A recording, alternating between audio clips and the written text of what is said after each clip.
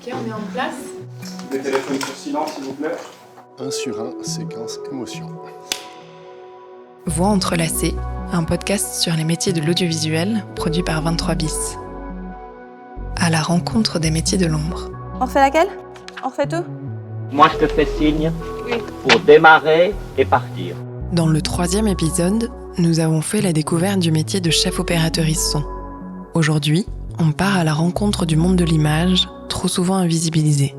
Bienvenue dans l'épisode 4, les gardiens-gardiennes de l'image ou l'assistana caméra. La réponse visuelle d'un film se caractérise par de multiples aspects.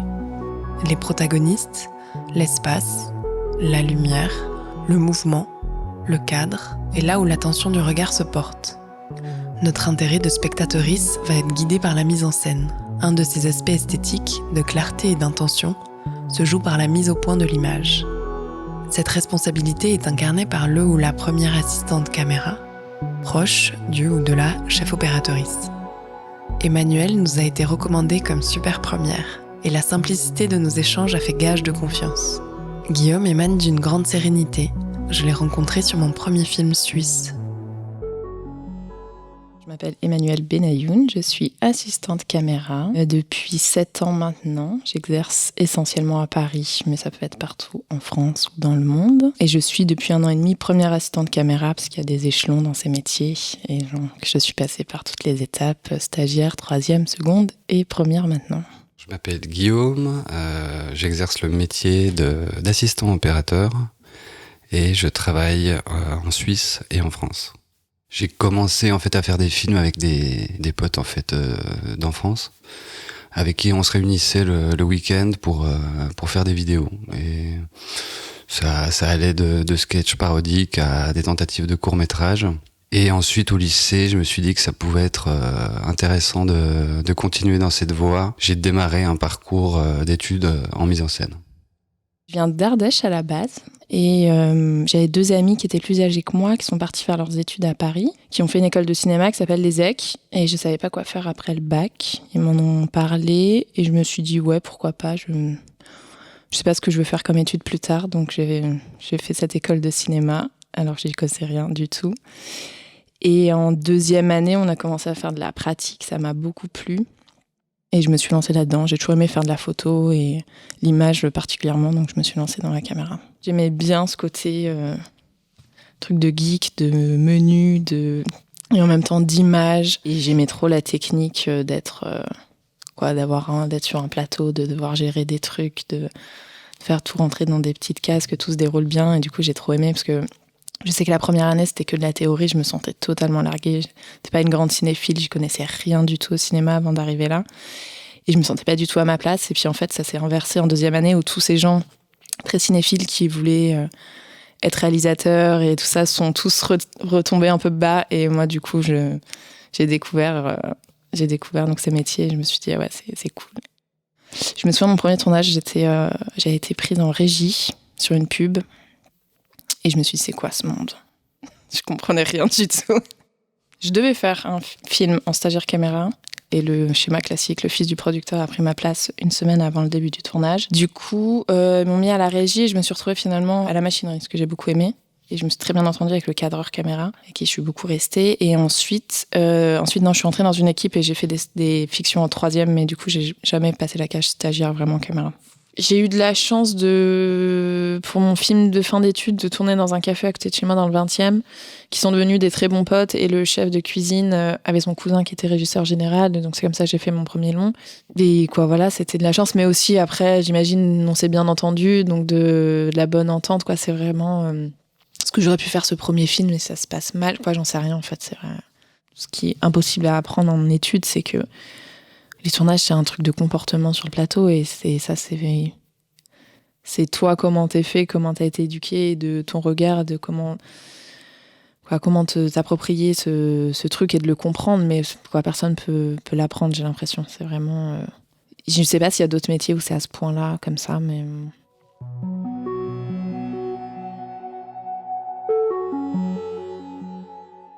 Si on prend vraiment le cahier des charges et la mission principale du premier assistant opérateur, c'est vraiment de gérer la question du point et de la mise au point pendant tout le film, pendant toutes les prises. Et donc faire en sorte que partout où on a envie de regarder, si on regarde un acteur ou plusieurs acteurs, qu'on soit net au point sur ce qu'on a décidé avant de tourner le plan. Donc c'est quelque chose de relativement simple dans le cahier des charges, et il faut tout faire pour que moi je sois capable, à l'aide des autres assistants caméra, de faire le point et qu'on rende, on va dire, une copie, des rushs qui soit techniquement lisible pour un spectateur. Ça, c'est un petit peu la grande mission du premier assistant opérateur.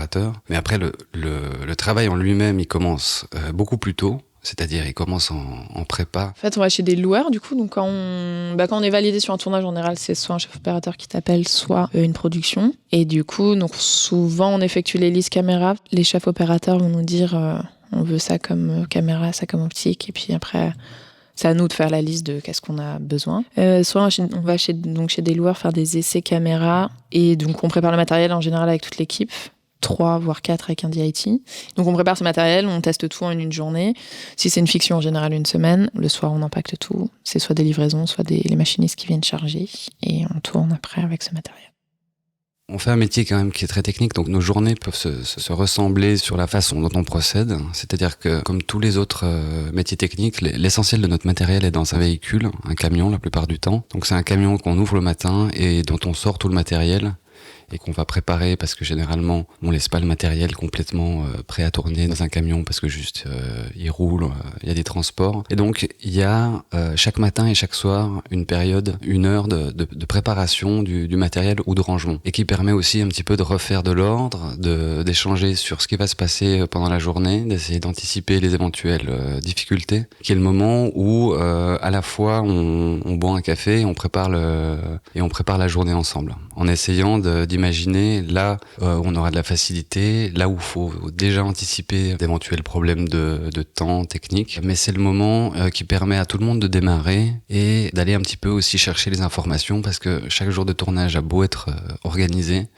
il peut y avoir des choses qui bougent. Tout est susceptible de bouger selon des histoires de météo, de scènes qu'on n'a pas pu tourner la veille. Il peut se passer énormément de choses sur un tournage. Donc c'est un peu le moment où tout le monde se met au diapason, et ensuite on démarre la journée tous ensemble. Ce qui se passe, c'est que dans la dynamique d'une équipe caméra, moi je vais essayer d'aller chercher les informations très rapidement auprès de la mise en scène et du directeur photo. Le deuxième ou la deuxième va s'occuper un petit peu de préparer le matériel et d'aider à la limite le troisième assistant qui s'occupe plutôt des retours vidéo. Et moi je vais essayer d'aller pêcher les premières informations que je vais pouvoir leur communiquer. Le plateau de tournage est un espace à part. L'équipe doit prendre des nouvelles marques à chaque décor, s'adapter avec réactivité pour être à l'aise en toutes circonstances et effectuer son rôle.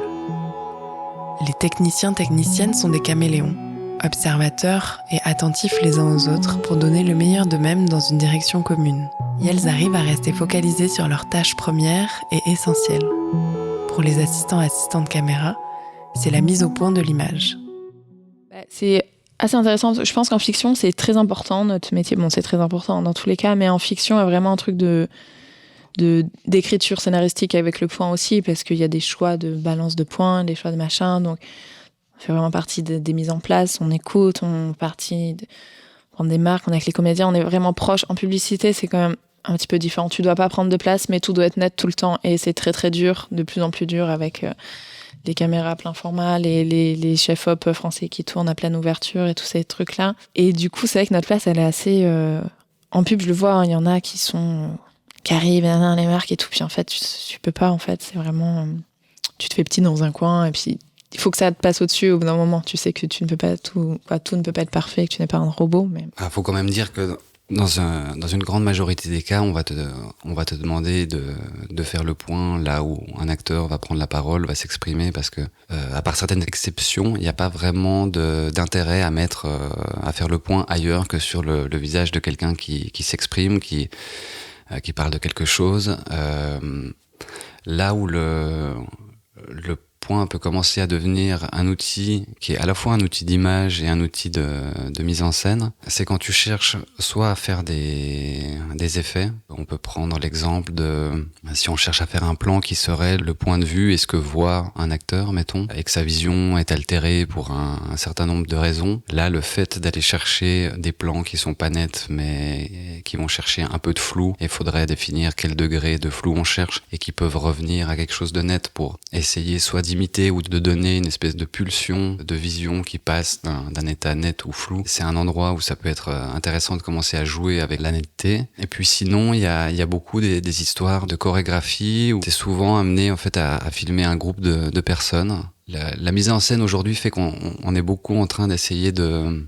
Enfin, beaucoup, c'est pas une règle générale, mais que le cinéma de fiction a un peu le besoin de se libérer d'un carcan où il est posé, où on a des choses lourdes. On essaye de retrouver une liberté qui était un petit peu démarrée avec la nouvelle vague, mais cette idée d'essayer d'injecter de la vie, du documentaire dans la fiction. Et donc, tu vas te retrouver dans beaucoup de cas à faire des plans dont on définit un peu quand ils commencent et où ils vont terminer, mais ce qui va se passer à l'intérieur va rester quelque chose d'un petit peu hasardeux, ou en tout cas, on se dit qu'on va aller chercher des choses. Et donc, on suit des comédiens, on se promène autour d'eux. Et là, je pense qu'il y a une double question qui s'ouvre. Le fait qui est de l'improvisation, et la deuxième, c'est le fait de sentir en fait ce que va aller chercher la personne qui cadre. C'est quelque chose de très physique où tu dois être un petit peu les yeux de l'opérateur ou de l'opératrice. On va pas avoir le temps de parler pendant le plan, donc il faut essayer de sentir sa façon de cadrer, sa façon de passer un visage à des mains, de remonter sur le visage de la personne qui est derrière.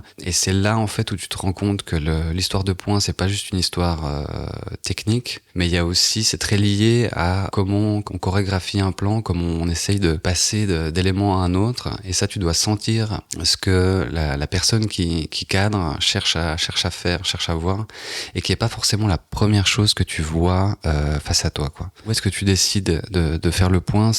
Pour moi, c'est vraiment t'es à la croisée de l'image et de la mise en scène, et c'est des choix que tu dois moi en tout cas je vais en parler à la personne qui réalise et à la personne qui cadre. Et après, souvent, soit ils me laissent une zone de liberté, soit au contraire, ils ont une idée qui est très très très précise de ce qu'ils peuvent chercher, et voire même qui ont des temps où enfin, ça m'est arrivé plusieurs fois que des metteurs ou des metteuses en scène soit à côté de moi en me faisant des gestes, soit en me donnant des espèces de cues, de top, pour passer d'une personne à l'autre, parce qu'ils ont déjà cette idée de comment ils veulent monter le plan derrière. Et donc c'est des jeux qui sont assez amusants entre l'image et la mise en scène, quoi. Parce que je pense que le numérique a aussi apporté ça, c'est que les opérateurs et les opératrices sont de plus en plus capables de gérer entre guillemets leur image seule, dans le sens où ils ont des retours, ils voient quasiment le résultat en temps réel. Donc tu peux avoir plus ou moins besoin des gens. Et il y en a sur certains projets qui sont très contents que tu t'occupes extrêmement bien de la mise au point et du matériel, et d'autres qui ont envie d'être accompagnés dans leur recherche en lumière. Tu gères la continuité raccord, donc avec des histoires de diaph, et de gérer avec une continuité en termes esthétiques. Tout ça définit un petit peu comment toi tu vas te positionner sur le tournage ensuite et quelle place tu vas prendre. L'implication créative au-delà des compétences techniques est variable en fonction des projets et des personnalités. Comme partout dans la vie, on s'entoure des gens qu'on aime et avec qui on trouve une fluidité. Dans l'audiovisuel aussi, la fidélité est une force et des familles professionnelles se forment. J'ai travaillé pendant 4 ans avec un premier et une équipe autour de ça. Maintenant, je suis passée première, on se croise. Notre troisième qui est maintenant second, je travaille avec lui de temps en temps, mais pendant 4 ans, j'ai eu la même équipe. Après, j'ai un peu vadrouillé et maintenant, vu que je suis première, je fais ma propre équipe, donc j'aime bien avoir des gens avec qui je bosse souvent, et j'aime bien aussi changer de personnes, parce que c'est cool d'avoir plein de nouvelles personnes avec qui travailler. On se connaît quand même assez tous à Paris, on a une grosse bande de la même génération, on est tous amis et on fait tous le même métier, du coup on se connaît, après on sait qui travaille pas, et avec qui t'as plus d'affinité, et du coup c'est souvent comme ça. Après je reçois aussi des CV ou des gens qui me contactent sur Instagram ou sur les réseaux qui veulent commencer, et du coup c'est souvent avec plaisir que je les prends avec moi et que je les forme. Moi, je travaille essentiellement avec un chef opérateur, mais c'est pareil, en fait, c'est un ami, et le travail est bien fait, puis on rigole bien, puis on parle de nos vies aussi, et puis on partage d'autres choses que juste parler de réglage caméra et d'inclinaison d'écran et de où est-ce qu'on va placer une roulante et charger des batteries. Parce que ça, je pense que ça m'intéresserait pas sinon de faire ce métier si c'était que pour ça. Je me rends de plus en plus compte qu'on est vachement en train de gérer un aspect humain et relationnel sur les tournages, et qu'il y a quelque chose dont on parle assez peu entre nous, je trouve. Et pourtant, on sait tous que le milieu du cinéma, pour ne citer que lui, est un milieu qui, de base, en fait, fonctionne sur un système qui est quand même très hiérarchique, avec une hiérarchie verticale, qui peut sembler nécessaire pour que autant de personnes travaillent dans le même sens, et qui, dans le même temps, suivant comment ce système de hiérarchie verticale est valorisé ou survalorisé, produit à mon avis quelque chose de néfaste. Vulgairement, faut en avoir un peu chié pour arriver à un certain endroit, et donc tous les gens qui passeront après toi devront subir un peu ce même rite d'initiation. Et je pense qu'on est capable de faire le travail dans d'autres sphères professionnelles, et il n'y a pas de raison que le cinéma n'y réfléchisse pas. Je pense vraiment qu'on pourrait se poser, mais à n'importe quelle échelle, pas seulement dans les métiers techniques, mais aussi en termes de métier de la production, de ce que ça représente finalement quand même d'employer des gens de manière courte dans des endroits qui sont jamais les mêmes, et des gens des fois qui se connaissent absolument pas, de ce que ça peut représenter humainement, et du besoin à mon avis de pouvoir discuter des dynamiques que ça peut engendrer en termes de travail. C'est vraiment genre un monde dans le monde, j'ai l'impression. Il y a vraiment... Ça, je me suis rendu compte un matin en allant sur un tournage, je me suis dit, si le mec des ventouses, donc les mecs qui, la nuit, gardent les camions, les places libres pour que les camions viennent se garer le matin, si le mec, il a merdé, il était pas là, qu'il a pas gardé les places, en fait, il y a pas de place le lendemain pour tourner, du coup, il y a pas de camion, du coup, il y a pas de matériel, et tu te rends compte, en fait, de l'ampleur du truc, où on est vraiment tous interdépendants. Et des fois, je pense que ça ferait du bien à certaines personnes, parce qu'après, je pense qu'il y en a beaucoup qui se prennent la tête et qui deviennent des réals ou des chefs op fous, des comédiens. Des fois, redescendre un peu, de se rendre compte qu'on est vraiment tous besoin, en fait, des uns et des autres pour créer un film. Moi, je vais toujours aimer dans mes équipes qu'on rigole et que ce soit fun, mais que le travail soit bien fait. Et souvent, c'est dur d'avoir cet équilibre-là, mais c'est hyper important, je trouve. J'aime pas les gens où c'est hyper strict, c'est l'armée, c'est le travail. On fait déjà des grosses journées à supporter beaucoup de choses. Si en plus de ça, on rigole pas et on s'amuse pas un petit peu, je trouve ça pas très drôle comme vision de la vie. Bien faire son travail, ça reste quand même, je pense, être assez rigoureux. C'est comme un job qui nécessite certaines rigueurs, de quelque chose, je sais pas trop comment expliquer, il faut que les choses soient bien faites pour moi, que ça soit quand même clean, qu'on voit limite pas nos interactions et que ce soit fluide, en fait. C'est vraiment quelque chose de... Pour moi, on n'a pas une place sur un plateau à parler fort, à prendre de la place. On doit savoir être attentif, écouter et en même temps être discret. Et pour moi, je pense que c'est une grande partie ça de notre travail. C'est drôle parce que moi, je pense que c'est un des postes où il y a quand même, entre le troisième, le second et le premier, il n'y a rien à voir. Tu passes de troisième à second, tu n'as pas appris, et tu passes de second à premier, et le point, tous ces trucs-là à faire, on n'apprend pas avant. Donc je trouve ça aussi assez beau, parce que du coup, on a toujours appris, je trouve, dans notre métier, à observer au-dessus, et du coup, après, à effectuer ce truc-là. J'imagine que c'est sûr, c'est pas la même chose chez les électros, les machinaux, peut-être le son à la limite. Assistant réa aussi. Je pense que c'est pour qu'une journée se passe bien, c'est un peu du ressenti. Il y a des erreurs qui ne doivent pas être faites, c'est sûr, mais il n'y a pas des choses qui doivent être absolument faites pour que la journée se passe bien, je pense. De toute évidence, il faut avoir quelques connaissances techniques par rapport au matériel que tu utilises, qui est un petit peu la base de savoir se servir du matériel de prise de vue. Et ensuite, à partir de ce savoir-là, je pense qu'il faut réussir, en tous les cas, à le traduire en termes esthétiques, dans le sens où tu peux parler pendant des heures des spécificités techniques d'une série d'objectifs, mais le fait de savoir les différencier techniquement va au final peu importer que de savoir les différencier en termes esthétiques et de ce qu'on peut chercher dans un film. On te demande, en faisant de l'image, d'être à la fois en train de traduire des envies vers de l'esthétique, et en même temps, on fait de l'esthétique souvent à partir de techniques. Mais il faut être capable de passer d'un monde à l'autre, sinon je pense, d'une part, on te comprend pas ou on te comprend mal, mais en plus, toi-même, tu fais pas forcément le boulot correctement, parce qu'il y a une part sensible qui est importante pour comprendre en fait des enjeux et ce que cherche à faire quelqu'un qui met en scène, quoi. Moi, j'aime bien que le second ait toujours un œil sur moi et sur ce qui se passe. Parce qu'on tombe vite dans les trucs à pas regarder ce qui se passe autour de nous et de talkie-walkie, trucs comme ça, c'est bien tout ça, mais le plus important pour moi, c'est de regarder ce qui se passe et de répondre aux solutions avant qu'une question soit, avant de demander. C'est souvent agréable que ce soit fusionnel comme ça. C'est bien qu'il soit autonome. Après, ça arrive, les gens qui débutent, on est tous passés par là, donc au début, on sait pas trop faire. Et là, essentiellement dans la pub, c'est quand même aussi un autre monde et c'est compliqué. Cette place de 3e où il y a 35 écrans et tout le monde veut une image de partout et puis il faut qu'il n'y ait pas un câble par terre, il faut que... Du coup, c'est des postes qui sont vraiment de plus en plus clés et très importants pour moi. Humainement, en fait, même si tu es là pour travailler pour un opérateur ou une opératrice, tu restes quand même néanmoins chef d'une équipe.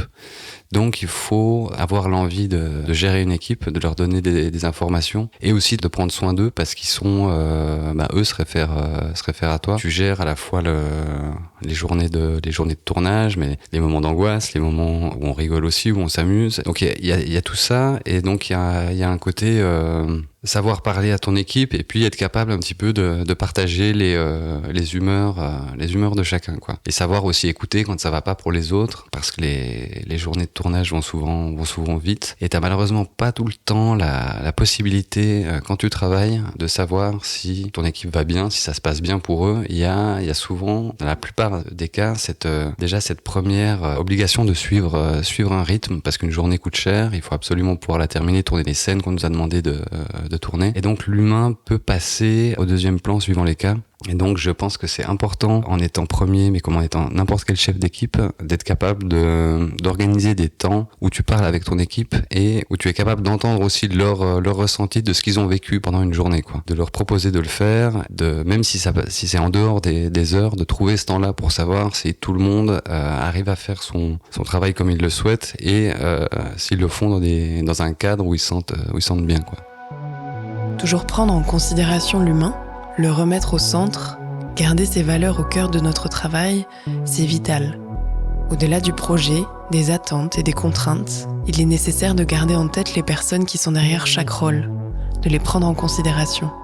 Autant que les techniciennes, les actrices sont soumis à une grande fragilité en donnant de leur personne pour des personnages. Au sein d'un même espace, elles vivent d'un autre endroit les journées de tournage.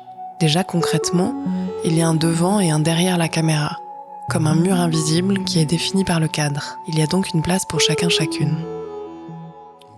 Je pense qu'il se passe la chose suivante, qui est une chose physique, c'est que moi, la plupart du temps, donc quand je fais ce boulot-là, quand je fais le point, je le fais pas en étant à la caméra. C'est-à-dire que j'utilise un dispositif, une commande qui me permet de ne pas être raccordé à la caméra, mais de pouvoir être autonome physiquement et de me mettre un petit peu là où j'ai envie sur le plateau. Alors ça veut pas dire que je pars à l'autre bout, mais plutôt que j'essaye de trouver un endroit où je suis un peu à égale distance entre le premier acteur et la caméra, de façon à avoir une idée des distances et puis d'avoir quelque chose d'un peu de physiquement avancé dans la scène où tu fais un peu partie de ce qui se joue, qui te met un petit peu dans cet état de concentration, quoi. Et ensuite, pour une question purement technique, de réaliser cette mise au point. Un des outils qui te permet de savoir si tu es en train de bien faire ton travail, c'est de regarder en tout cas moi je regarde tout le temps les yeux des acteurs. Parce que si tu vois que l'œil est net, il y a quelque chose de très évident en fait que tu vois tout de suite. Donc je passe clairement une grande partie de mon temps à regarder pendant les scènes les acteurs dans les yeux et mon moniteur qui me permet de passer à ce que physiquement filme la caméra et puis de les regarder eux dans la réalité pour essayer de pouvoir anticiper d'éventuels mouvements ou ce qu'ils vont faire en termes physiques, quoi. Donc c'est un passage du moniteur à eux, mais qui fait que je passe beaucoup de temps à les regarder, quoi. Oui, non, vous vous trompez pas, il s'agit bien d'une apostrophe. Hein. Voilà, je m'adresse à vous, chers spectateurs. Pourquoi faire bouger la caméra au cinéma ? Dans quel but ? Pour quel sens ? Sur une pub, je me souviens, c'est une pub pour Yves Saint Laurent à la Tour Eiffel. On était convoqués à 3h du matin, c'est ça aussi la magie du cinéma. Des fois, on commence des journées à 13h du matin. Et je me souviens, on avait peu de temps et on faisait le lever de soleil et on avait des caméras à tous les étages. Puis tu vois le lever du soleil tout seul sur la Tour Eiffel, tout seul, monté avec l'équipe technique. Mais ça me fait penser à Hennessy, à Cognac. On était allés filmer des mecs qui faisaient les tonneaux pour le Cognac. On a passé 3 jours avec eux et donc ils expliquent comment ils fabriquent un tonneau et tout tout ça. Puis t'es dans l'usine, puis t'as le droit de te balader, tu vois des bouteilles de cognac qui ont des milliers d'années, que personne ne verra, ou à moins d'être milliardaire, quoi. C'est assez hallucinant, ouais, tous ces trucs, on bypass tellement d'endroits, quoi. On a le droit d'aller un peu de partout et de voir plein de choses, ça c'est chouette. Ouais. Il y a quelque chose, il y a un moment qui m'est revenu sur un film qu'on tournait dans un quartier capverdien, un petit peu en dehors de Lisbonne. Donc je crois que j'étais quasiment même la seule personne à ne parler que français. En tout cas, je comprenais strictement rien à ce qui se tournait. Donc je découvrais beaucoup les scènes en les faisant. Et puis je me souviens qu'un soir on tournait en fait avec des acteurs qui étaient non professionnels, qui étaient des habitants du quartier. Et puis un soir, en tournant une des séquences, donc un des personnages met des fausses dents de vampire et puis allume un poste de radio duquel sort un classique de la musique capverdienne et sur lequel il commence à danser. Le plan dure vraiment le temps de la chanson, donc le temps comme ça s'étire et au fur et à mesure il se prend lui-même dans ses bras comme s'il dansait avec un double de lui-même. Et le fait, je pense, d'écouter la chanson qui est vraiment un classique très très important pour les Capverdiens a fait qu'il a commencé à pleurer. On voyait les premières larmes en dansant avec lui-même et avec cette espèce de faux dentier de dents de vampire. Donc il y avait à la fois un truc un peu pathétique et hyper beau. C'est des scènes où en fait il se passe pas grand chose, elles sont faites avec rien et souvent c'est les plus belles scènes que tu peux tourner. On savait pas exactement ce qui pouvait se passer et en l'espace de 3-4 minutes tu peux tourner une des plus belles séquences d'un film de cette manière, quoi. On fait quand même un métier où genre on a tellement de chance, on voit des choses, bien sûr il y a tellement de choses reloues, mais on a des accès de partout, on voit des choses quand même assez incroyables, on voyage. C'est assez important de cultiver une envie de voir des films, d'avoir une culture esthétique d'ailleurs qui dépasse juste le cadre pur du cinéma, mais d'avoir envie de comprendre comment se fabriquent des images, de réussir à parler d'images autrement que dans un cadre technique. Tu partages tellement de temps et d'une certaine manière d'intimité avec les gens avec lesquels tu tournes, t'es obligé en fait de trouver des solutions pour travailler ensemble, quoi. C'était Voix entrelacées, un podcast de 23 bis réalisé par Mathilde Nou. Merci à Emmanuel et Guillaume pour leur confiance. À vous pour votre écoute et votre soutien. Et mille merci à l'équipe précieuse qui s'investit sur ce podcast. Lorenzo Monti pour avoir couvé l'idée à mes côtés et sa participation artistique. À Bernardo Ginja et à Adam Mallard, guerrier du montage.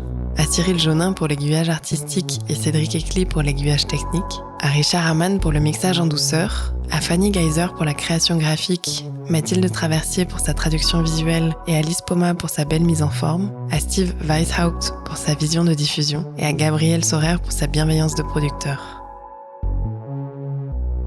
Prochain épisode, tout en lumière, l'électricité. Ik heb bevan en slate.